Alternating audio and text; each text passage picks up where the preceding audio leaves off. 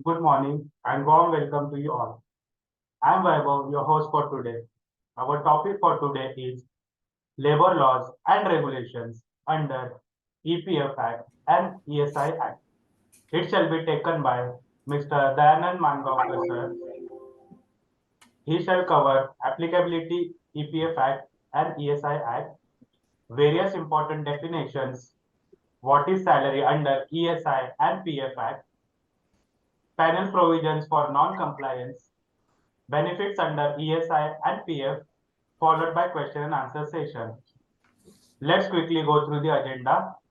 Virtual inauguration by Dr. Sundar Kataria, invoking the blessing of deity, chanting of Gayatri Mantra, introduction of speaker, presentation by Mr. Dayanand Mangaonkar, question and answer session, and last closing session. A brief introduction of Dr. Sundar Kataria. Sadgun Sangh conceived and led by Dr. Sundar Kataria, driven with a mission to elevate the quality, safety, and environmental awareness levels of industry. Sadgun Sangh is a series of educative, informative events aiming to illuminate professionals on possible solutions to current issues of industry and economy. Let's know more about Dr. Sundar Kataria. His designation and organization: Chairman and Managing Director, International Certification Services Private Limited. His academic qualification: Doctorate in Business Management, followed by Mechanical Engineer. His experience are Rajasthan Atomic Power Project, India's first nuclear power plant, RAPP at Rawatbata, Kota, built by Indian engineers, worked as nuclear scientist for 11 years and successfully completed and commissioned the plant.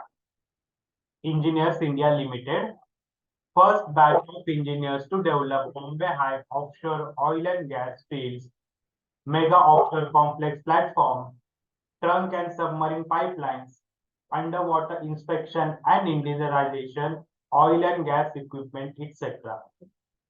Det Norsec Versatile's world's largest classification society, worked for 17 years at various capacity for the certification of fixed offshore installations, submarine pipelines, onshore projects, and personnel qualification, underwater inspection divers. ICS.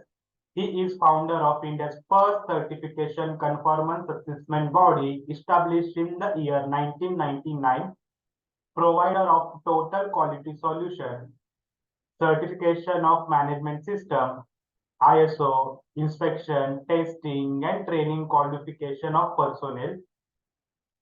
Achievements and awards of Dr. Kataria: received Lifetime Achievement Award for the contribution for the corrosion technologies from NIST International by NIGIS under NIST USA. Social worker, protection of life, asset, environmental and safety. Now I request Dr. Kataria to virtually inaugurate the session.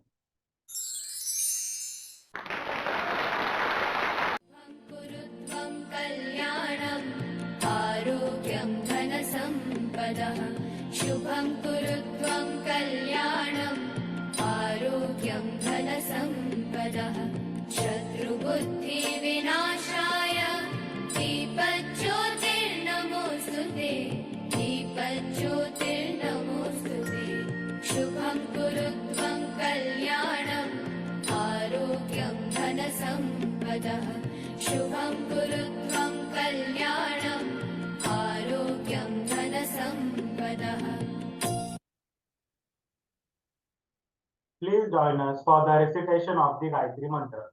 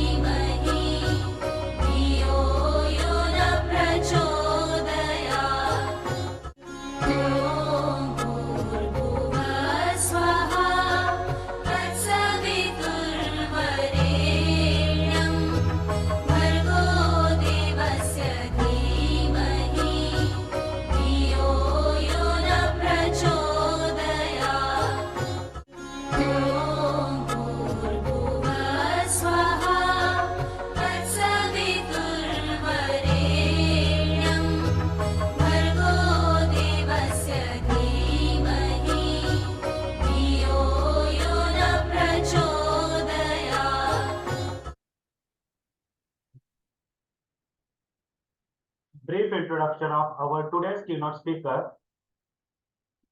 Designation and Organization Director. His academic qualification, science graduation from Mumbai University, BSc, followed by law graduation from Aligarh University, LLB, diploma in labor laws and social legislation from Mumbai University. His experience and specialization, 30 plus years of experience in employment law, advisory services, conducting audit under labor laws, handling labor law compliance, setting up of HR department of small and medium-sized companies, framing of various HR policies such as travel policy, tour policy, leave policies, POS policy, code of conduct policy, dress code policy, etc. Please welcome Dayanand sir. Over to you, sir.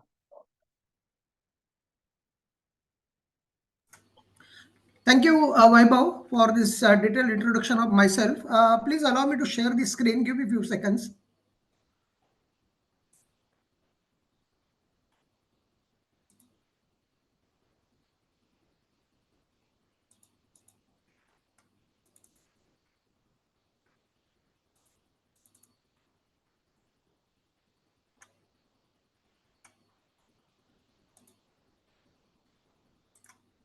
Can you see the slide? Yes, sir. Make it full screen, sir. Okay, sir. Perfect, sir. That's fine. Okay. Thank you. Well, I can start it, right? Yes, sir. Yeah. Thank you. Good morning, everybody. I welcome. This is Dayanand and Mangaonkar. I welcome all of you to this today's webinar. Before commencing with this webinar, let me say thanks to ICS Private Limited, especially Dr. Sundar Kataria, and also congratulate him for successfully completing 25 years. That is a silver jubilee years of his dedicated services to the industrial establishment on certification. That is the ISO certification. I also congratulate ICS Private Limited for successfully conducting 150 webinars under this banner Sadgun Sangha, and I am proud. I am really excited to address this today's 156th webinar for all of you. Friends, with the permission of Chair and ICS Limited, I have chosen today's topic to speak on Employees Provident Fund and Miscellaneous Provisions Act 1952, which is compulsory superannuation, compulsory retirement benefit scheme, which addresses retirement benefit scheme. And also after this Employees Provident Fund and Miscellaneous Provisions Act 52, I'll be addressing, giving you presentation small on ESI Act 1948, which is compulsory health and insurance scheme. So to begin with Employees Provident Fund Act, let me tell you first of all the object of the Act. As the object of the Act itself says that it is retirement benefit scheme meant for the industrial private sector and public sector establishments, and this comprises of three different schemes: the EPF Act, EPF and Miscellaneous Provisions Act. The name itself says what is miscellaneous. So this EPF Act comprises of two additional schemes. That is, one is the Employees Provident Fund scheme, which is a compulsory savings scheme. Second is the Employees Pension scheme, which is nothing but the superannuation scheme. And this EPF Act also comprises of insurance scheme, that is EDLI. Now, what is this EDLI? We'll discuss in detail, and what are the benefits under all these three things we will discuss in detail while going slide by slide. Now, let us understand when this act becomes applicable to the industrial establishment. As I told in the beginning, this act becomes applicable to all industrial establishments as well as the factories engaging 20 and more than 20 employees. However, under this act, there is a provision to get the factory or the establishment or the entity, legal entity or the company to get registered even though you have got less than 20 employees. So establishments having less than 20 employees can also go under this act, get registered themselves under this act on voluntary basis. So once this act becomes applicable, the question comes to whom this act becomes applicable as far as employees of the establishment are concerned. So this act becomes applicable to the employees whose salary, whose PF salary, that is PF salary is 15,000 rupees per month. Now, what is this salary? The under Provident Fund Act, salary means gross minus HRA, subject to a maximum of rupees 15,000 per month. However, there is a provision under the act that in case if any establishment, in case any employee wants to contribute Provident Fund on his entire PF salary, let's say which is 20,000 or 50,000, he is allowed to do so by making simple application under para 26(6) of the EPF scheme. However, such application should be jointly signed by employee as well as employer. But what is the mandatory provision? The mandatory provision says that if your gross salary minus HRA, right, is up to 15,000 rupees, then act becomes mandatorily applicable. Now, second aspect, which is very important and vital, is that the rate of contribution under this scheme. What is the rate of contribution of employee as well as rate of contribution of the employer? So employees contribution will be 12% on PF wages. What is PF wages? We discussed, that is gross minus HRA, subject to maximum of 15,000, or in case if any employee wants to voluntarily contribute on entire salary, then in that case such entire salary will be PF wages. So employees contribution will be 12%. Employer also contributes equal contribution 12%, but in addition to 12%, the employer also contribute 0.5% administrative charges employer has to pay, and 0.5% towards the premium towards the insurance scheme, which is EDLI. So in all, total contribution from the employer is 13% of the PF wages. Now, whatever contribution is deducted from the salary of the employee, it is the paramount responsibility of the employer to pay it off to the EPFO within 15 days from the closure of wage period. As you all know that in India, the wage period is from first of the month till end of the month. If it is a 31st will be the closure period, wage period, and if it is a 30th, but 30 days a month, then it will be 30th of the or the last day of the month. So after the closure of the wage period within 15 days, it is the responsibility of the employer to whatever contribution he has deducted from the salary of the employee along with employer's his own contribution he has to pay to the EPFO through designated banks. Now, this remittance facility is online. Earlier, we used to prepare all manual challenge system was there, which has been discarded and eliminated by the department, because EPFO, most of the government department has gone online. So now this remittance system is through online.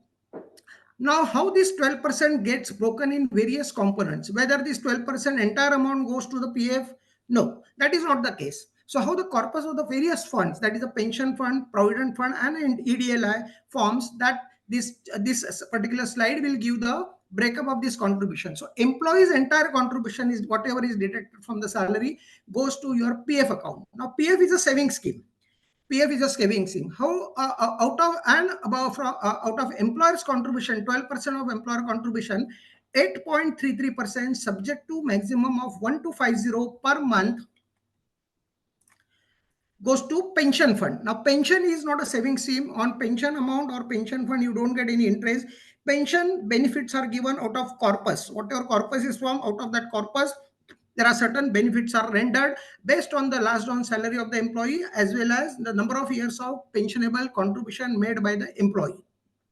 Now, what happens to remaining amount? 12 minus 8.33. So 12 minus 8.33, remaining is 3.67%. That again goes to Provident Fund. That is a saving scheme. So you get interest in reality, or eventually you get interest on 13.67% and not on 24%. So this is how the corpus of the fund takes place. I'll take all your questions at the end of the session to so that there will not be any further disturbance.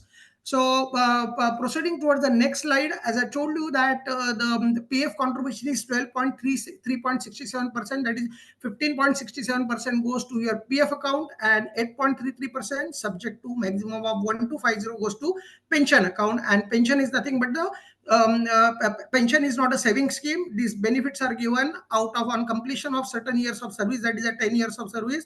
You get on monthly basis, just like how your government employees get monthly pension, same way the private sector employees also get monthly pension.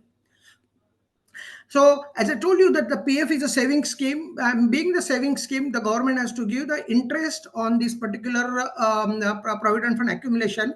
And for the year 2022-23, the rate of interest declared by government was 8.15%. So presently, EPFO is the only organization in India public sector organization or government organization, you can say in India, which gives such a high rate of interest. And this rate of interest is not simple, but it is a compounded rate of interest. That means you get interest on interest. So total yield, even though the rate of interest is 8.15%, the total yield, if your opening balance is strong, then total yield will be around, will run in around 10.5% to 11% also in certain cases. Presently, there is no government financial institution which gives the tax-free rate of interest. So Provident Fund also, even though it is 8.15%, such a high rate of interest, it's totally tax-free. However, from 2020 to 23, the government had introduced certain tax liabilities because they found that many high net worth employees are taking the benefit under this scheme. And therefore, from 2020 to 23, any interest on any... Hello? हाँ बोला ठीक है So any interest earned on yearly contribution which is more than 2,50,000. So interest earned on yearly contribution which is more than 2,50,000, it will be taxable from the year 2020 to 23, and this is only about for employee. So employee gets tax-free and compulsory contribution from the employer side without specific request, side also without specific request. However, as again I repeat that any interest earned on yearly contribution of more than 2,50,000, such interest will be taxable and employee will have to pay the tax TDS on such interest.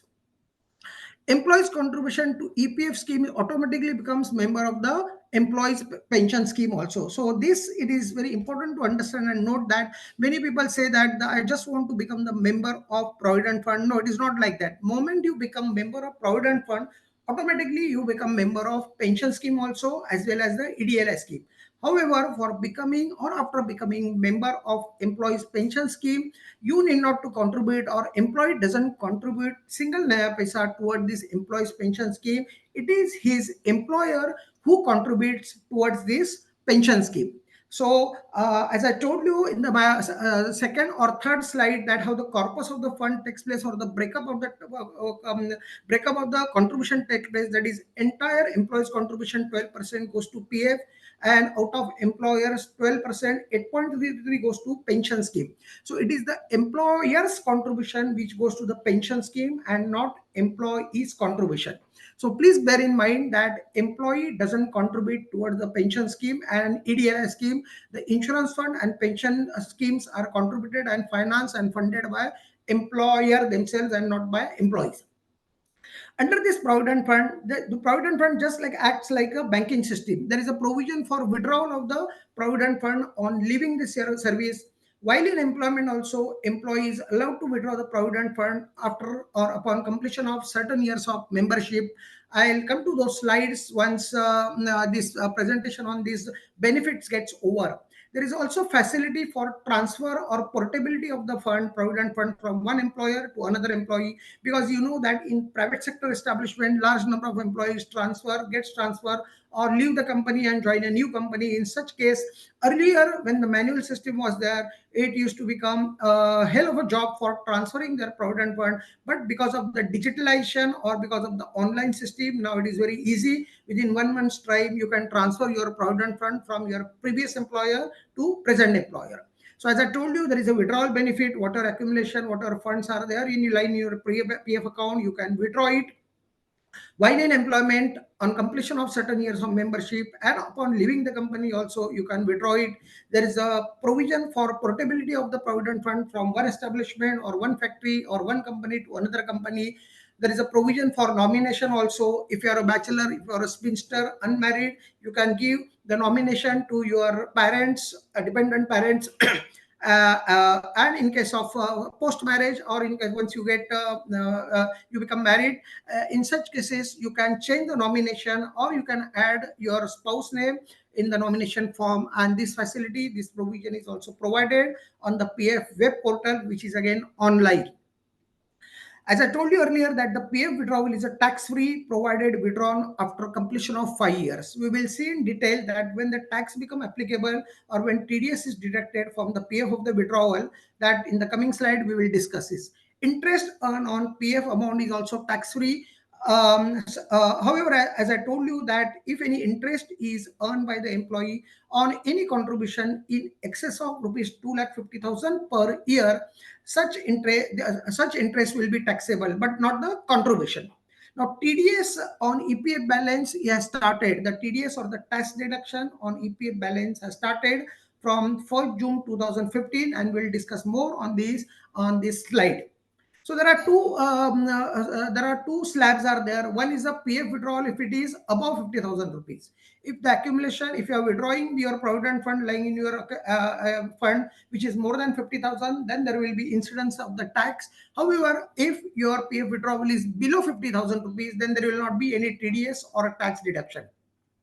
Again, if the amount which you are going to withdraw is more than 50,000 rupees, however, if you are withdrawing it after completion of 5 years, then again there will not be TDS. So when TDS is applicable and not applicable, if you are withdrawing your PF which is more than 50,000 rupees and before completion of 5 years, there are two things are given that no TDS will be there if you are transferring the PF from previous employer to present employer. In case of death of the employee, no TDS will be there. Termination of the employee on account of closure or retirement, etc. Also, if you submit along with your withdrawal application, if you submit form number 15G or 15H and PAN number, again there will not be TDS deduction. But if you don't submit or don't attach this PAN number, or if you don't attach form 15G or 15H, then there will be TDS deduction of 34.608% from your PF, and there will be huge loss on account of this TDS deduction. Therefore, whenever you want to withdraw the provident fund, then please ensure that you attach PAN card as well as 15G and 15H. Now, the question will be there in your mind that what is Form 15G and what is Form 15H? Form 15G states that your income is not taxable. So if your income is not taxable, just furnish the information therein, what is your income, annual income, etc., so that the PF office will come to know whether your income is taxable or not. And 15H is meant for the senior citizen. So again, in case of a senior citizen, if he gives a declaration in 15H about his age, etc., then there will not be any TDS deduction. So there are two slabs. Again, I am repeating. If you are withdrawing provident fund before completion of 5 years and amount to be withdrawn is more than 50,000 at a time, then there will be tax incidence, right? So tax incidence can be avoided again by furnishing, by attaching PAN number as well as PAN card as well as Form 15G and 15H. If you attach only PAN card, then there will be 10% deduction will be there. If you don't attach both the documents, either 15G or 15H and PAN card, both these documents, if you don't attach, then there will be TDS deduction of 34.608%, which is a huge amount, almost close to 50% of your total accumulation. But if you are withdrawing your PF after completion of 5 years and which is below 50,000 rupees, then there will not be tax incidence. I'll take your questions. If you have got any questions in your mind about this slide, we will take it after this the presentation is concluded. As I told you that there are various benefits also, just like the bank which provides the benefits to its customer, the same way the EPFO also provides benefits to its members. So while in employment, how you can withdraw and for what purpose you can withdraw the PF is first, it is for the housing purpose, for construction of the house or purchase of the residential flat, etc. You can withdraw the provident fund, which, and this amount runs in 20 times your PF salary or 80%, whichever is higher, and 5 years membership is required for this purpose. Earlier, there used to be the requirement of certain documents for making the application, but now this application is online and there are no documents required. Just make the application in Form 31 via online system, EPFO member portal. Your money will get transferred to your bank account within 30 days time.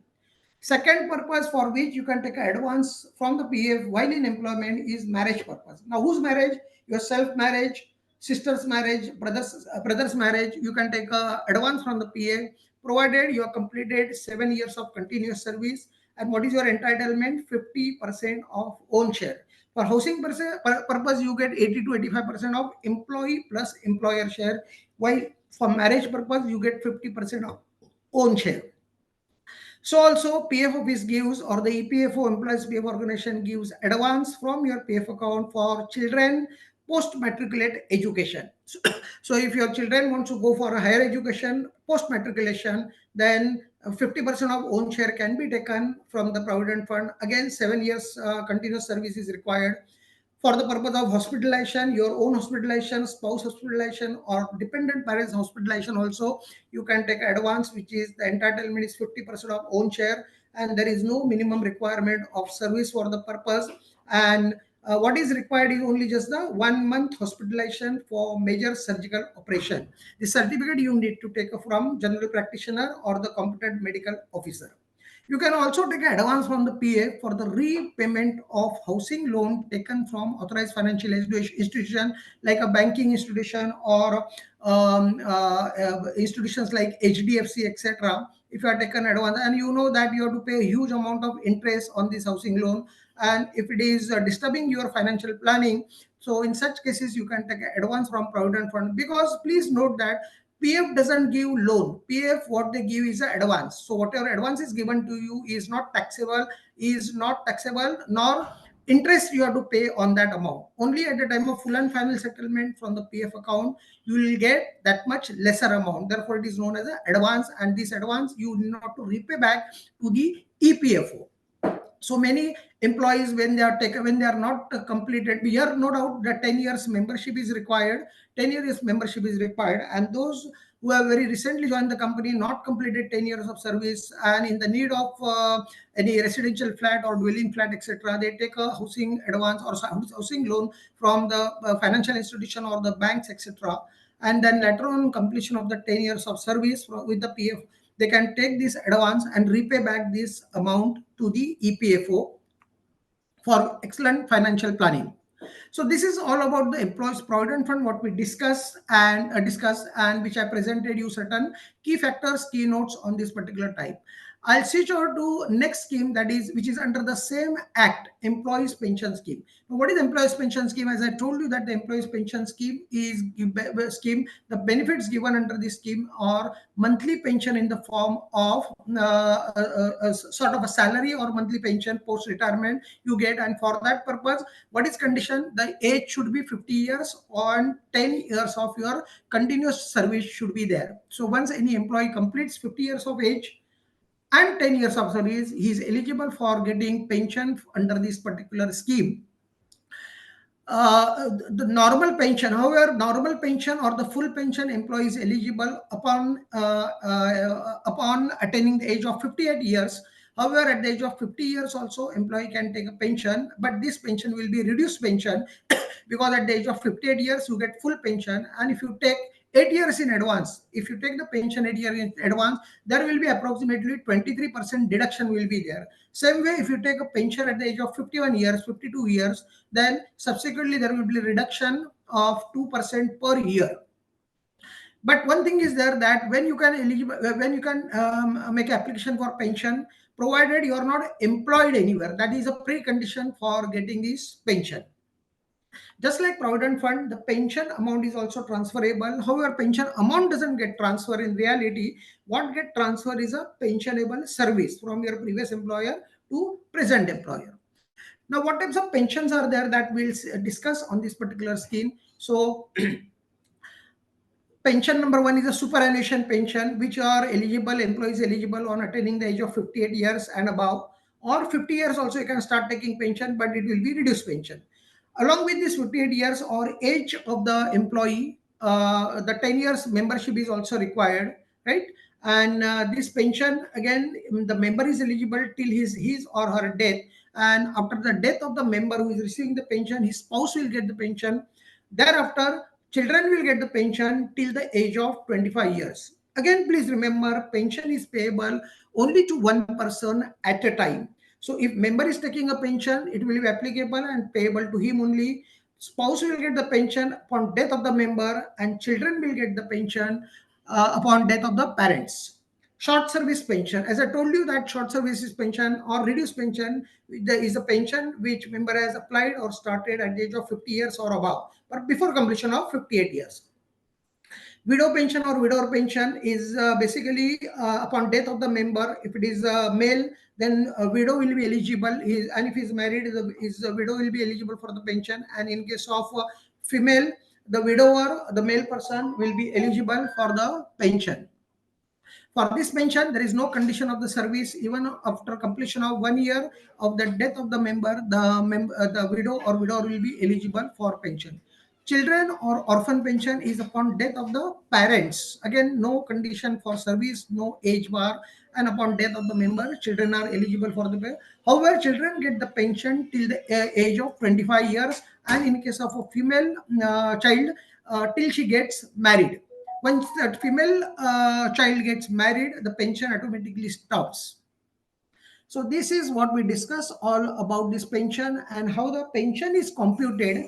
This is the formula. You can take a photograph. If you have got a mobile, you can take a photograph of this formula. It's very simple. Average of monthly pension salary drawn during past 60 months, just immediately before the date of retirement, subject to maximum 15,000 per month, multiplied by pensionable service, that is service or the period for which pension contribution is made, divided by 70 will give you pensionable amount. No doubt there is a subjective limit is there, that by this formula, if your pension amount is coming to 800 rupees, still the member will be eligible for 1000 rupees per month pension. Why? Because this is pension scheme is defined pension scheme, unlike NPS, that is a new pension or the national pension scheme. In national or NPS scheme, you get a benefit based on your contribution. If you have contributed 10 rupees, you will get a pension in the proportion of 10 rupees. However, here if you have contributed only 1250 in the lifetime, and immediately if the member dies, his nominee will continue to get a pension till her or his death at the rate of 1000 per month because of its defined nature. Next, and the last slide, which is a part of this employees pension scheme, is concerned, that is EDLI. EDLI is nothing but the Employees Deposit Link Insurance Scheme, which is popularly known as the idli scheme. But this idli is nothing to do with the idli which we eat along with the sambar or chutney. This idli is Employees Deposit Link Insurance Scheme. Now here, as I told you in the beginning, that this scheme, employer contributes or employer funds or employer finances, and employee doesn't contribute toward this scheme, then no contribution from the employee. As I told you earlier, benefits available to the legal heirs of the deceased, because this benefit under this scheme, the benefits are given only to the legal heir or the nominee in case of death of the member, and that too while in service, not while in employment but while in service. So even though the death of the member take place at home, still the legal heirs or the nominee will be eligible for this monthly pension. And how much, insurance, lump sum insurance payment, and how much is the insurance amount payable to the legal heir? Maximum 7 lakh rupees and minimum 2,50,000 rupees. This again benefit is totally tax free in the hands of receiver or SSC. So again, I repeat, for this, toward this EDLI scheme, employee doesn't contribute. It is your employer who contributes at the rate of 0.5% of your PF salary. Maximum benefit, I will not call it as a benefit, but the maximum insured amount payable to the legal heirs in case of death of the member is rupees 7 lakh rupees, and minimum is 2,50,000. And this benefit is again tax free in the hands of receiver. So friends, this what we discuss is all about the EPF, then EDLI and the pension scheme. Should I take, Vaibhav, should I take a question of any of the audiences on this topic now, or on completion of the ESI we will have a question answer session? For completion, that's yes. All right, very good. Thank you. Friends, after concluding this presentation on the Employees PF Act, Employees Provident Fund and Miscellaneous Provisions Act 1952, I am switching over my presentation to the understanding on the Employee State Insurance Act 1948. Now, what is this Employee State Insurance Act? Employee State Insurance Act is nothing but, again, applicable to private and public sector employees, which provides compulsory health and insurance scheme. So this particular act provides compulsory health and insurance scheme, and it is applicable to factories and establishments having 10. For the factories, it is applicable having 10 and more than 10 employees, and for establishment, it is with 20 and more than 20 employees. But from October 2020, the government has come out with the notification, ESI has come out with the notification, government gazette stating that the ESI Act will be applicable to all establishments. All establishment means all establishments providing services, all establishment who are into the trading activity, commercial activity, all factories into manufacturing having 10 and more than 10 employees. So 10 has become a common factor for establishment as well as factory. Earlier, for factories, the applicability was with 10 employees, and for establishments, it was with 20 employees. However, from October 2020, this 10 figure, 10 head count has become common for factories as well as establishment. So, prima facie, this even act is applicable to establishment like ICS Private Limited also. Why? Because you are selling the services to your clients. Now, once establishment is covered under the ESI Act upon attending these head accounts, 10 or more than 10, then who are covered under this act? Whether all the employees are covered under this act? No. There is a salary criteria because all these EPF Act, ESI Act, then various other social legislative labor laws, employment laws are applicable to certain class of employees, and this class of employee is decided based on their salary factor. So just like we discussed that provident fund becomes applicable, mandatorily applicable to the people or the employees whose salary is up to 50,000, up to 15,000 rupees per month, PF salary. Same way, ESI is applicable to the employees whose gross salary, here it is not gross minus HRA, but gross minus conveyance. Conveyance is not to be taken into consideration for coverage purpose, for calculation purpose. So 21,000 is a benchmark salary for ESI applicability. So employees whose salary, gross salary minus conveyance is up to 21,000 per month is covered under ESI. This you must remember that once you have 10 and more than 10 employee, act becomes applicable to the establishment, and all employees therein engaged for the work or for the wages whose wages or salary are rupees 21,000 per month. Now, how to derive this 21,000? Again, I am repeating gross minus conveyance. Conveyance is not to be taken into consideration for the purpose of ESI applicability as well as for ESI calculation purpose. We will also see that who all are covered under ESI Act, because there is many concept or misconceptions are there that many big companies or many HR people, they interpret their own information that trainees are not covered, probations are not covered, apprentices are not covered. So here I would like to take you through this particular slide, which is very important for your knowledge, for your academics also. This is very important. All direct employees are covered under ESI, again subject to salary slab of 21,000. Employee, whether he's on trainee, whether he's an apprentice, only government apprentices, that is apprentices registered or covered under Apprentice Act 1961, are not covered under this act. But trainee, probationer, confirm, even the paid director, if any director's salary is up to 21,000, is still covered under ESI. Employees engaged on contract basis. Now there are two types of contracts are there. One, contractual employees engaged through third party agency or outsource agency, and another is that one-to-one contract with the employee. One-to-one contract, employee company enters into the fixed term contract with the employee. Even such employees are also covered under ESI, provided their monthly wages are 21,000, up to 21,000. So this particular item says the employees recruited through agencies and contractors, that is a third party or outsource agency. Many companies, they engage consultants exclusively working for one establishment. So just by giving a name as a consultant, the employer cannot evade or cannot escape from its liability under ESI Act. And such consultants, if their monthly remunerations, even though they are submitting bills, an employer is deducting TDS from their bills, if their monthly wages or monthly fees is up to 21,000 or below, then such consultants are also covered under ES Act 1948.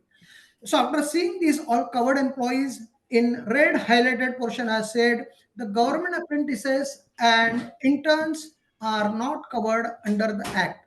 The what are interns? The government apprentices and college interns. College interns means many colleges, they as a part of curriculum, they send certain people like chartered accountant firms is there. So there's the students, those who are doing the CA from their institute, that to undergo the articleship practical training with their some CA firms, so they are known as the college interns.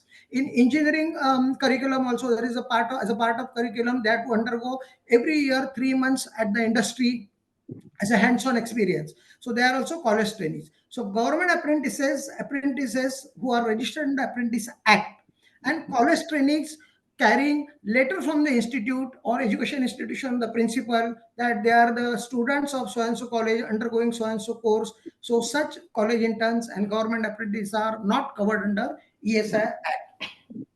So we saw that Provident Fund, 12% is the contribution, employee contribution, and employer contribution is 12% under PF. Same way under ESI also, it is a contributory scheme. Employees contribution is 0.75% on gross salary,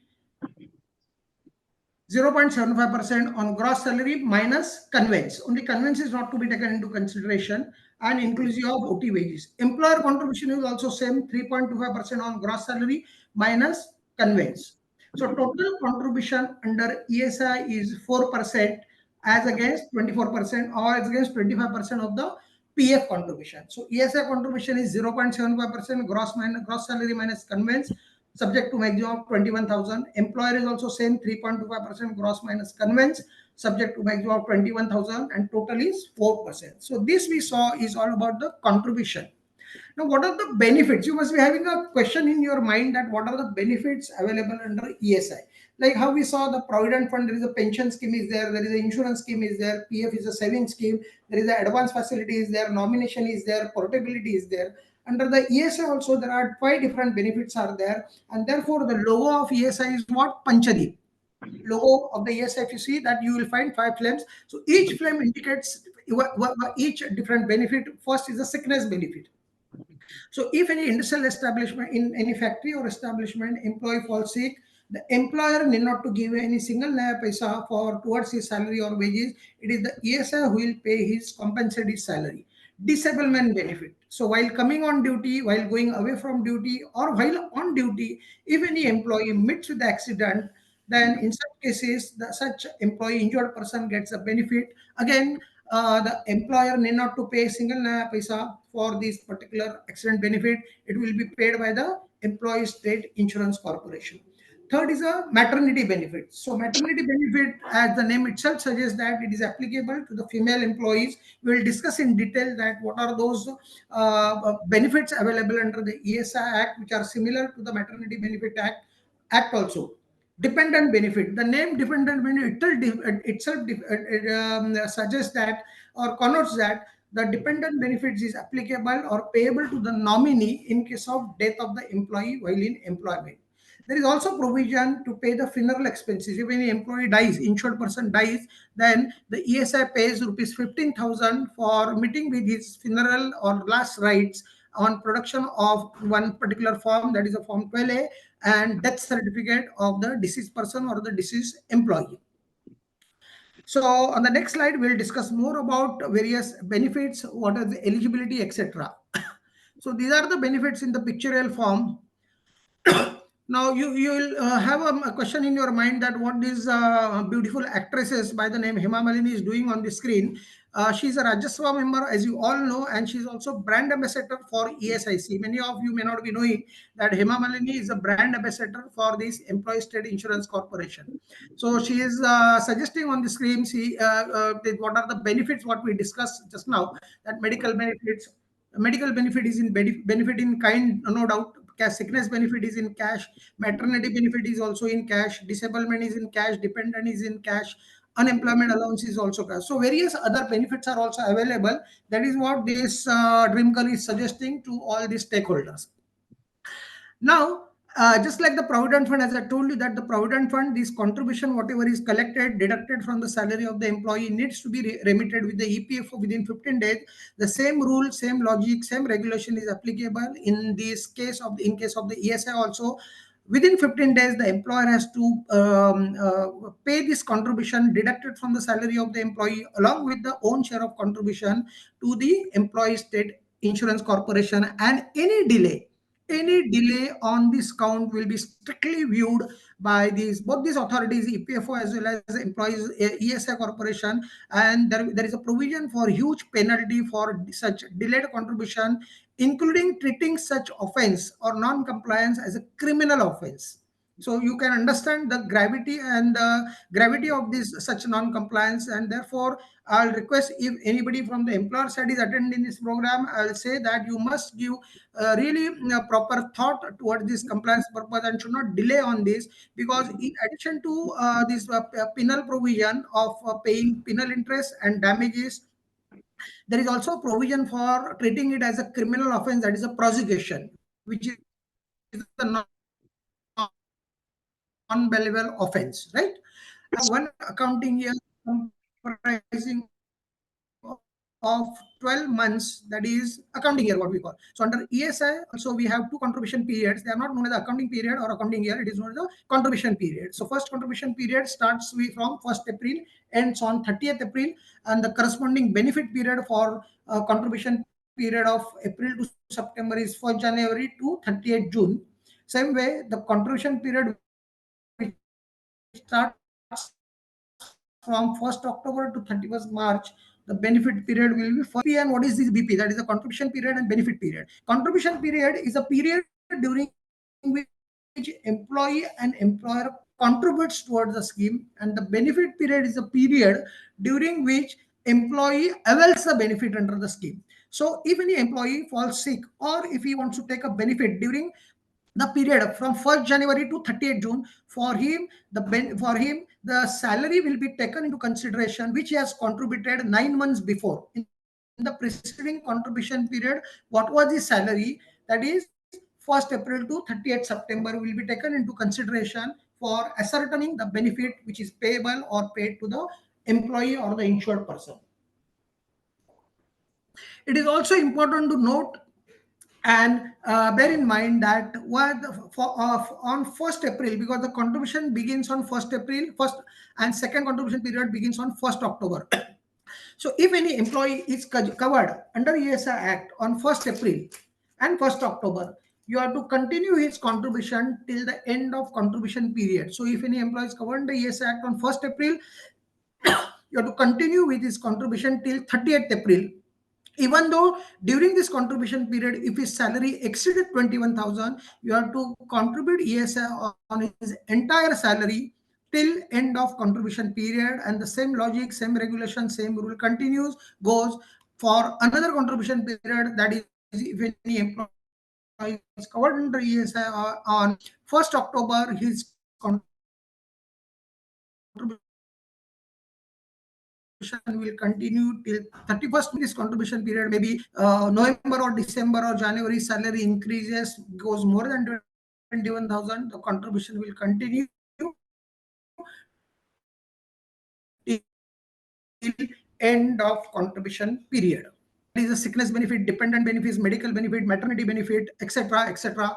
What is important is the registration of the employee. If employee is not registered, if it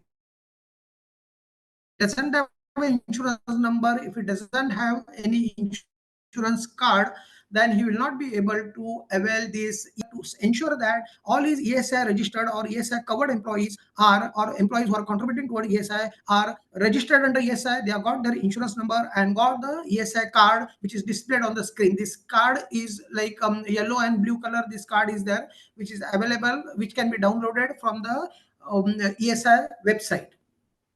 Also, please note that unlike medical, all these medical benefits and the sickness benefit, the employees or the insured person cannot avail from any private doctor. There are certain ESI doctors are there who are on the panel of the ESI, and employee has to avail, or the insured person has to avail these benefits only from such ESI's doctor. Now the big question will be there in your mind: how to recognize the ESI doctor? It's very simple. All private doctors put their put their name on whiteboard and black letters, while ESI doctor put their name on yellow board with black letters. You can also go to the chemist and ask them, because normally the chemist, that is the medical shops, they keep the list of all the doctors of their area, and you can ask them that who are on the panel of ESI doctor. The chemist will assist you in giving the names of such doctors. So after getting this card, which is displayed on the screen, you have to go, insured person has to go to such ESI doctor, get himself registered Don't go to the ESI doctor for registration, or don't go looking for the ESI doctor when you are sick or when the treatment is required. Please do it in advance. That is good for you as well as your family. And therefore, what you have to bear in your mind that you ESI covered employee can avail the benefit only from ESI doctor and not from the private doctor. So as we discussed that these are the various benefits: sickness benefit, disablement benefit, medical, maternity, unemployment allowance, and the dependent benefits available under the scheme. And what is the percentage of benefit you get? This is also given on the screen. You can take a photograph of this particular side if you require. And on the right side, the criteria, that is a condition is given. Condition is given for availing this benefit or who all are eligible. Like maternity benefit, employee must complete 70 days in one or two consecutive preceding contribution period. That is mandatory requirement. Accident benefit, there is no condition. On the day of accident, even though employee is registered, even though on the first day of his employment, if the employee meets with the accident, he is eligible for accident benefit. However, for sickness benefit, there is a criteria that in the preceding contribution period, corresponding contribution period, he should complete minimum 78 days. So again, this slide is very important that the maternity benefit were enhanced and modified from 28 January 2017. And what are those amendments which has come under the Maternity Benefit Act? That is, earlier there was a provision of 12 weeks maternity benefit was there for the female employee who has delivered a child. So this 12 has become 26 weeks. So if your company is registered under ESI and if your employees are again covered under ESI Act, such female employees, if they want to proceed on the maternity leave or delivering a child, they will be eligible for 26 weeks or 182 days paid leave, which will be paid to you from your employee state insurance corporation, and employer need not to bear single naya paisa. In case of a commissioning mother, I hope you all understand the meaning of commissioning mother and adopting mother. Adopting mother is a mother who has adopted a child, and if the child is 3 months and below, then in such case she is eligible for 12 weeks maternity benefit.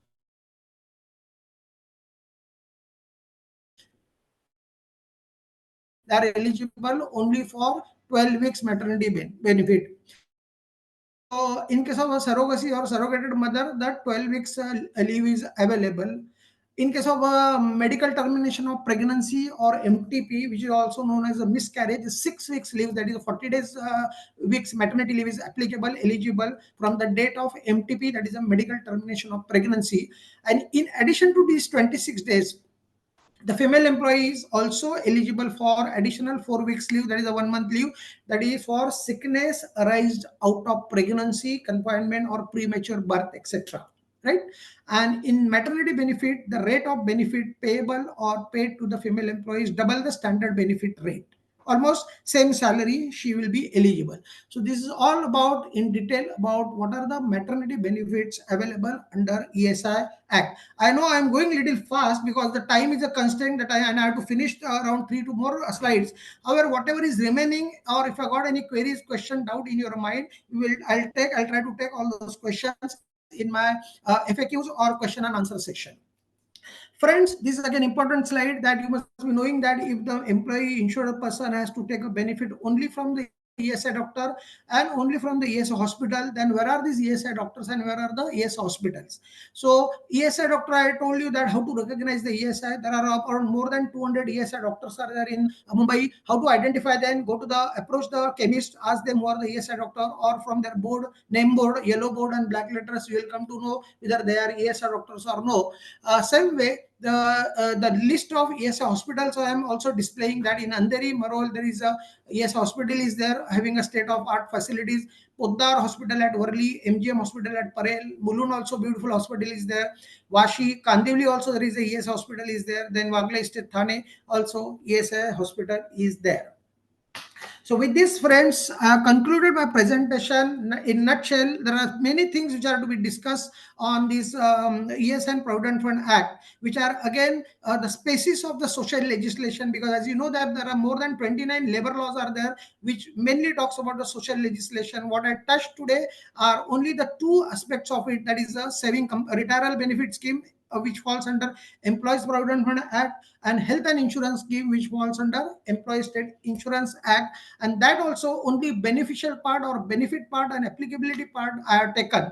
Not many other things are taken, legal issues, etc. Now I open this session for all of you for your questions and answers, if any.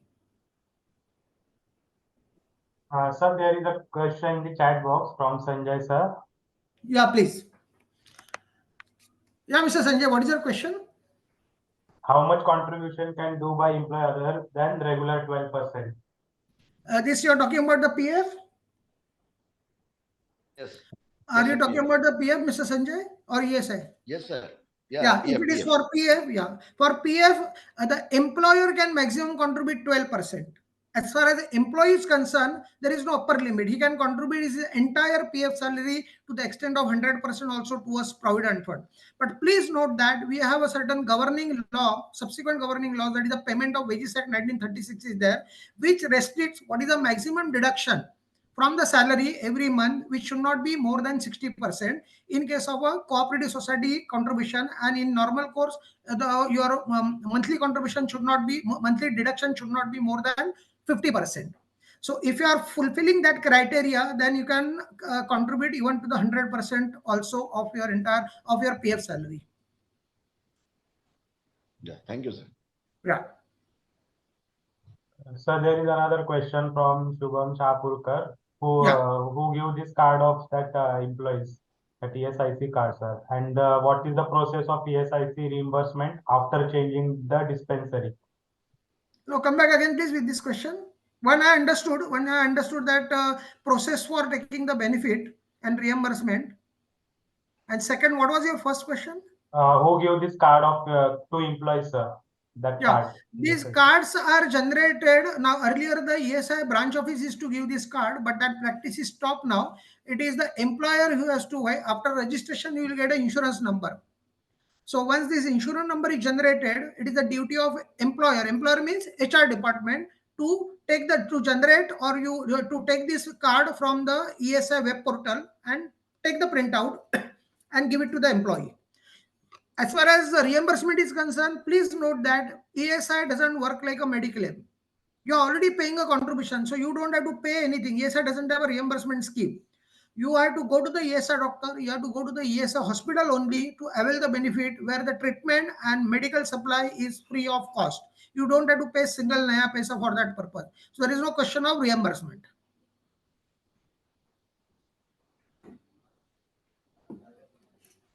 Any other question? Sir, Mr. Shubham asked, in case of emergency, what to do? Yeah, well, this is a good question. What's the name of this questioner? What's the Shubham name? Shapurkar. Shubham Shaba. Shubham, this is good question you asked me. In case of emergency, please, audience, understand and remember this beautiful question the audience has asked, that what is to be done in case of emergency, because many places, as you know, that Mumbai itself city is a large city, densely populated city, and as against the population, industrial employees population, hardly 200 doctors are there, which is quite on the meager side, lower side. So in case of emergency, what is to be done? So in case of an emergency, no doubt this emergency will be assessed and analyzed by the medical board of the ESIC when the claim goes there. But in case of emergency, you can admit the patient or your family members or the insured person himself or herself to the private hospital. He or she has to bear the cost at the first instance and thereon make application for reimbursement. However, the entire response, the entire powers will remain with the medical board of the ESSC, whether to settle such claim or no, and under what circumstances or what situation arose with the IP to admit herself or himself in the private hospital.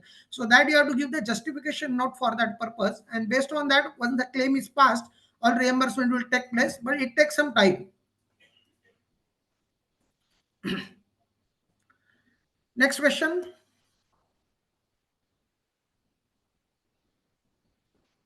I request each and everyone to, if you have any questions, you can unmute yourself and ask directly, or you can put in the chat box.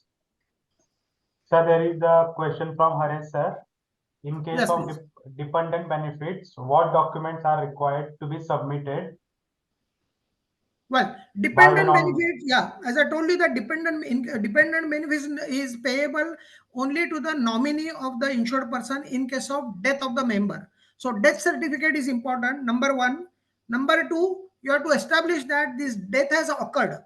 Death has occurred while serving the employer. That is, the death should be there, either it should be accidental death or death should occur during the course of employment or and out of employment. So this needs to be submitted. So what is important is that submitting the accident report in form 12A, form 12. So that is very important. And once that is done, then automatically the claim gets passed and the amount becomes payable to the dependent of the deceased person. Dependent benefit is nothing but in the form of monthly pension only, payable to the spouse or legal heirs or the nominee of the deceased person.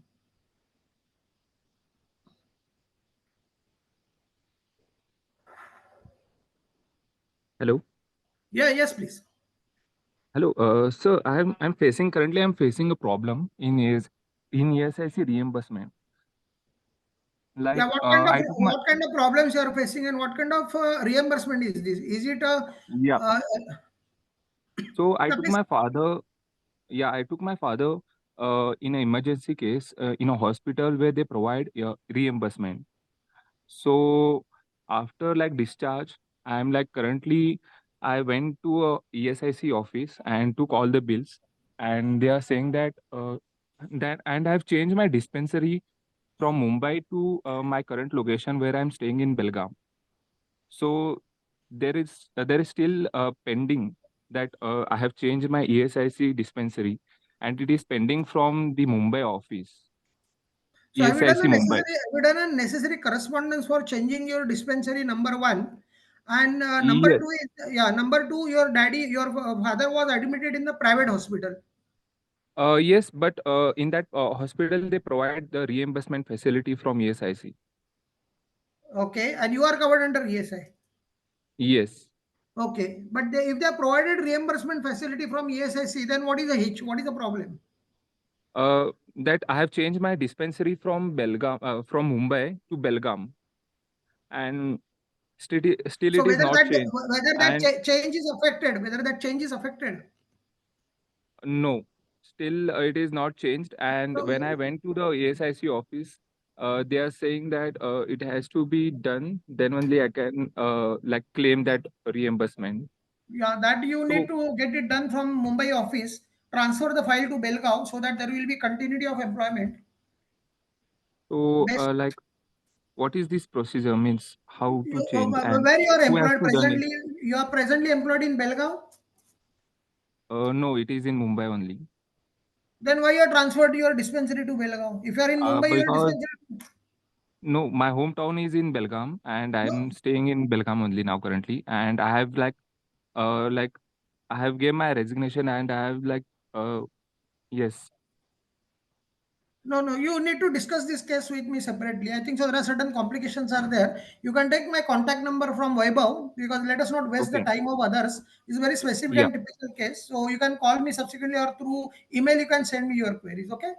Yeah. Yes. Yeah. Somebody is asking the question about calculation of the pension. Yes, sir. Mr. Sanjay Yeah. Yeah. Chauhan, sir, What is asking, your query?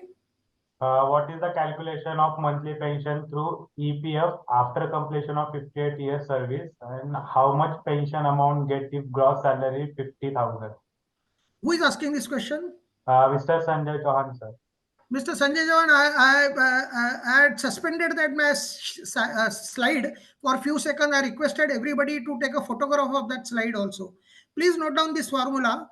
Last 60 months average PF salary subject to maximum of 15,000 rupees per month immediately preceding date of retirement multiplied by pensionable service divided by 70 is the formula for getting monthly pension amount. Okay, sir. Have you Understand. noted this formula? Yes, sir. Yes, sir. Yeah. You have any query about understanding this formula? You can raise the question. It's clear, sir. 50 preceding 60 months average salary subject to Right. maximum of 15,000 per month multiplied by pensionable service, that is service or the period for which you have contributed toward pension scheme, divided by 70. 70 is a conversion factor. So this will give you the whatever product you get is the pension amount subject to minimum of 1,000 rupees. Is the pensionable amount. Okay. Got it. Yeah. Thank If you are taking a pension prior to 58 years of age, then you will get per year 2% reduced pension, which is known as a short service pension or reduced pension. Yeah. Any other question? Sir, there is another question from Shifa. If the total ESI amount is less than the medical treatment cost, what should we do? No, I didn't get your question. Sir, I repeat. If the total ESI amount is less than the medical treatment cost, What do you should mean we by do? what do you mean by total ESI amount? What do you mean by total? See, it is a contribution you pay every month.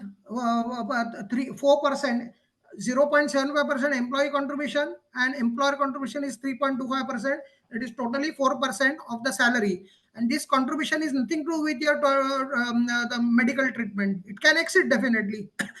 Just like mediclaim, you pay premium towards the mediclaim, let's say 6,000 rupees. But you get a coverage for 10 lakh rupees, 15 lakhs. The same way ESI also works. So there is no nothing to do with the contribution as well as the reimbursement. Only cash benefits differs.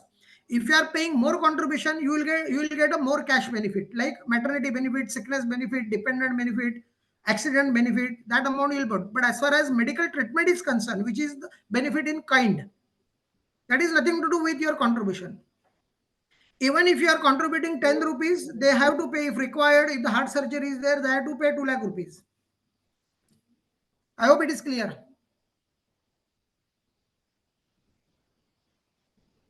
Okay, so there is another question from Royal Pandit.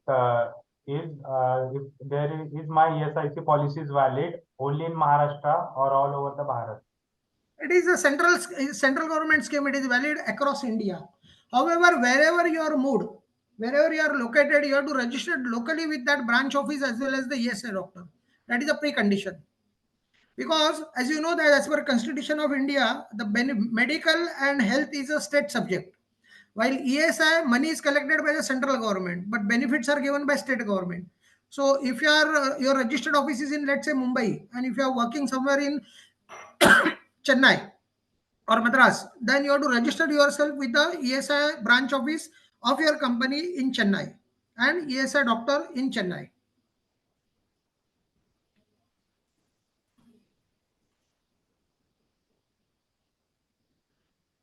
I hope all questions are addressed. And still, if you have got any questions, you can subsequently send these questions through over Vaibhav through email, and I'll try to address all those questions. Shall I conclude, Vaibhav? Sir, we'll wait for 5 minutes if there are any questions are there. So, All right. please Oh, wait for some. yeah. No questions from your own HR department.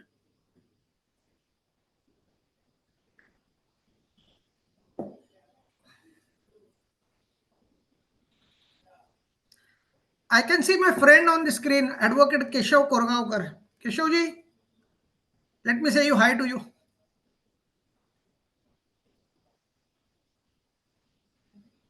Hello. Yeah, Akshata. Sir, I have one question. If we register any new joinee for the ESIC scheme, so is there any tag means a deadline that we have to give that e-pehchan card to that employee within certain period or certain month that for if we have registered that person on the 1st of November, so is it like that? There's a deadline that we have to register that person within 10 days. But if that person has not moved that e-pehchan card, so is there a deadline that only after 3 months, if that person is going to the ESIC hospital for getting that e-pehchan card, it will not be valid? First of all, Anything you have like got that? you have got two questions. First is the what is the time limit given for registration of the employee under ESI Act? That's a good question you asked me. Please note that the moment employee is onboarded, within 10 days, you have to complete the registration formalities. If it is not done, if the insurance number is not generated, or the e-pehchan card is not generated by the employer or the HR department within 10 days, then automatically the show cause notice will be generated, and you will not be able to upload the contribution of such employee. Even though insurance number is generated, he will not be able to take the benefits, and you will not be able to remit any contribution in respect of such employees. So please ensure that whenever onboarding take place, within, forget about 10 days, within 5 days his registration must be completed. Please complete those formality, otherwise there will be two stakeholders who will be at the problem. One is the employer, you will receive a show cause notice, and second, the employee, who will not receive the benefits just for no fault of him. So registration within 10 days is a mandatory requirement under ESI from the date of joining. Thank you, sir. So Yeah. one more question. If we edit any personal details or any nominee details of the employee who's already been registered into ESIC, so we get that edited number. So Yes. if when that person goes for the claiming of ESIC benefits, at that time what the person has to do means that if that person shows that number, then the person can claim the benefit, or a new e-pechan card needs to be generated from the employer's end. Yeah, it is advisable to generate the new Pechan card, but based on this, whatever amendments or addition is done in respect of the family members. But please note that who can be a family member, that is also important. Who can be a part of constituent of the family member: spouse, children up to the age of 18 years, and dependent parents. Now you must understand, because normally what happens when any employee furnishes the information in the family particular, they write everybody's name.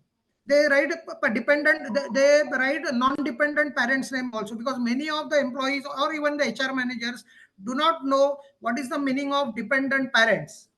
Dependent parents is a parent whose monthly income is less than 10,000 rupees. So if your parents are getting a monthly pension of which is 10,000 and more than 10,000, they don't fall under this category. They are not eligible to become a family member under ESI. They will not be eligible.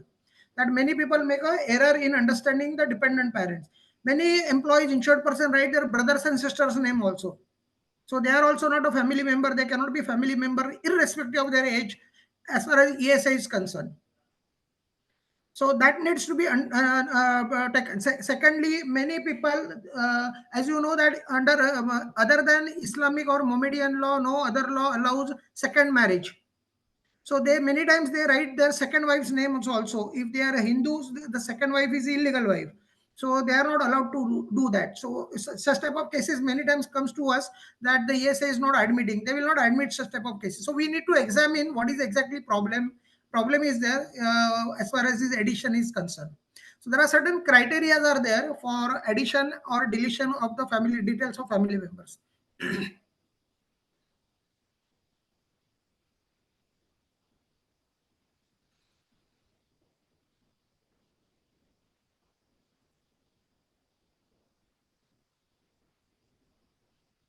Any other question, Vaibhav?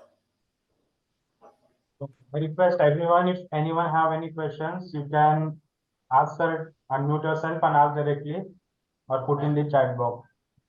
Sir, there is a question in the chat box from Royal Pandit. If any employee quit current job and is not working, so in this case how ESI will work? If he's not working, then he can see, whenever he starts working, he can transfer his contribution, because now the portability under ESI started. Earlier it was very difficult because of the manual process. If he starts working, restarts working, then he can transfer his earlier service to the present employer. And if he is not working, then he will not be eligible. He is eligible only for sickness benefit for next 9 months, but he will not be eligible for disablement benefit or accident benefit, because for getting accident benefit on the day of accident, he should be employee of the company covered under ESI Act. That is a precondition. I hope it is clear to you. Okay. Current job and he is not working so far, in case how ESI will work. If any employee quit current job and he is not working, so in this case how ESI will work? Now what is your query exactly? How ESI will work means there are so many, the entire procedure I need to explain you. The time will not allow me to do that. What is your exact precise query? You please ask me pertaining to this question, RP.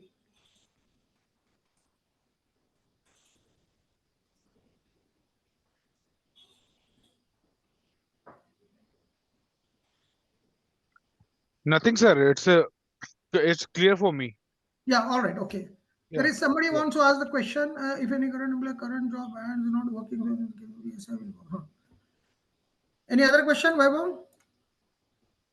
Yes, sir, there is a question in the chat box, sir. 1 minute, I'll just. In my current organization, I am not covered under PF. Why you are not covered under PF?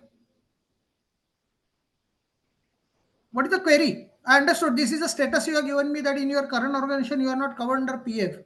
But what is your query, gentlemen?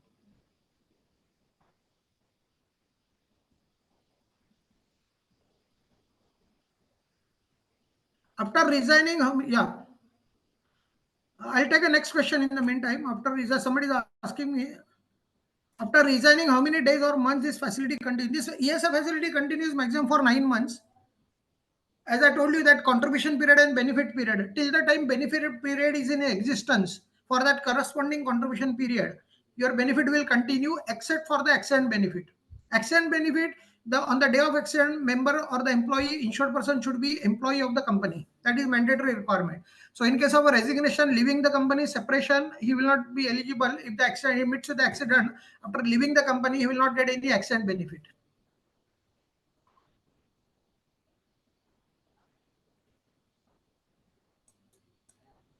Yeah, you are saying you have less than 20 employees in your company. If the less than 20 employees are there, for extending PF benefit, yes, you need to have that company should be registered under Provident Fund.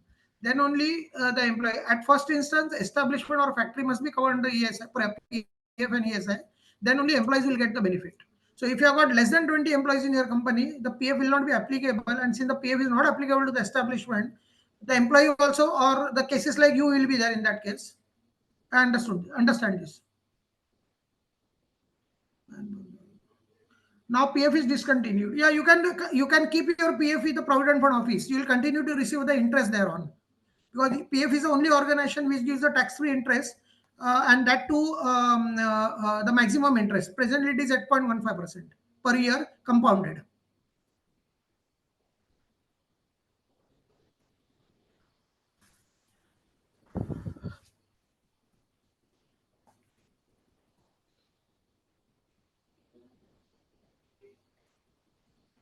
Yes. Fine. Okay. I think so. Everybody has completed their questions.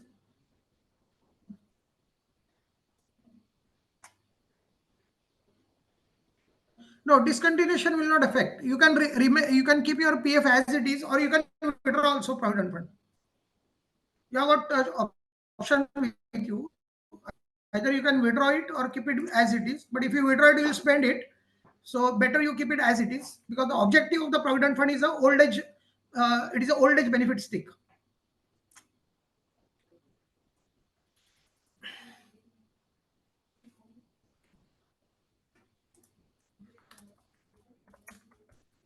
So I think, sir, there is no more questions. So can we move ahead, sir?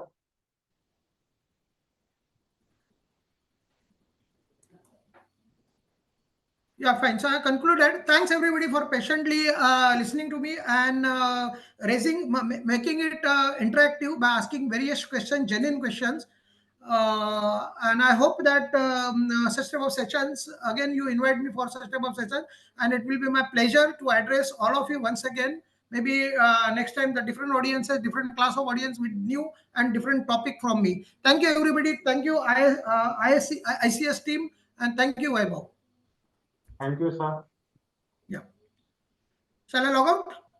No, sir, wait for some time. Yeah.